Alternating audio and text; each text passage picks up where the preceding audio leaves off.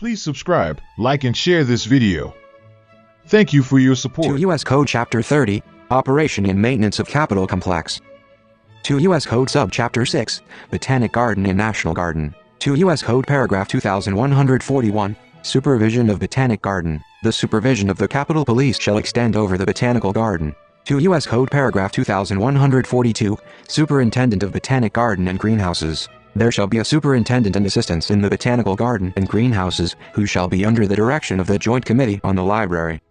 2 U.S. Code Paragraph 2143, Utilization of personnel by Architect of the Capitol for maintenance and operation of Botanic Garden. On and after December 27, 1974, with the approval of the Joint Committee on the Library, the Architect of the Capitol may utilize personnel paid from appropriations under his control for performance of administrative and clerical duties in connection with the maintenance and operation of the United States Botanic Garden, to such extent as he may deem feasible. 2 U.S. Code Paragraph 2144, Disbursement of appropriations for Botanic Garden. On and after November 5, 1990, all appropriations made on account of the Botanic Garden shall be disbursed for that purpose in the same manner as other appropriations under the control of the Architect of the Capitol.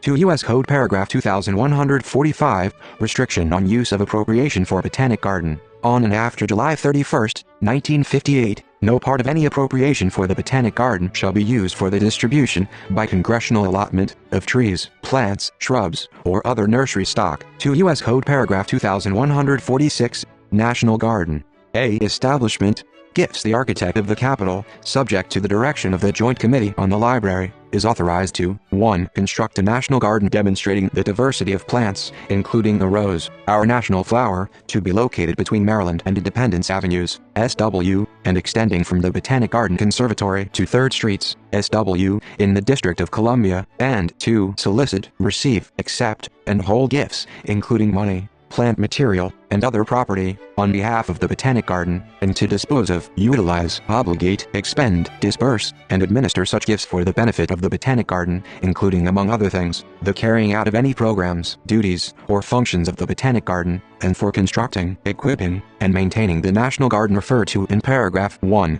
B. Gifts and bequests of money, investment, appropriations. 1. Gifts or bequests of money under subsection A. 2. Shall, when received by the Architect, be deposited with the Treasurer of the United States, who shall credit these deposits as offsetting collections to an account entitled Botanic Garden, Gifts and Donations. The gifts or bequests described under subsection A.2 shall be accepted only in the total amount provided in Appropriations Acts. 2. The Secretary of the Treasury shall invest any portion of the account designated in paragraph 1 that, as determined by the Architect, is not required to meet current expenses. Each investment shall be made in an interest-bearing obligation of the United States or an obligation guaranteed both as to principal and interest by the United States that, as determined by the Architect, has a maturity date suitable for the purposes of the account.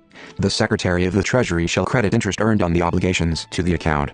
3. Receipts, obligations, and expenditures of funds under this section shall be included in annual estimates submitted by the Architect for the operation and maintenance of the Botanic Garden, and such funds shall be expended by the Architect, without regard to Section 6101 of Title 41, for the purposes of this section after approval in Appropriation Acts.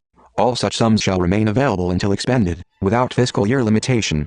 C. Donations of personal services. 1. In carrying out this section and his duties, the Architect of the Capitol may accept personal services, including educationally related work assignments for students in non-pay status, if the service is to be rendered without compensation.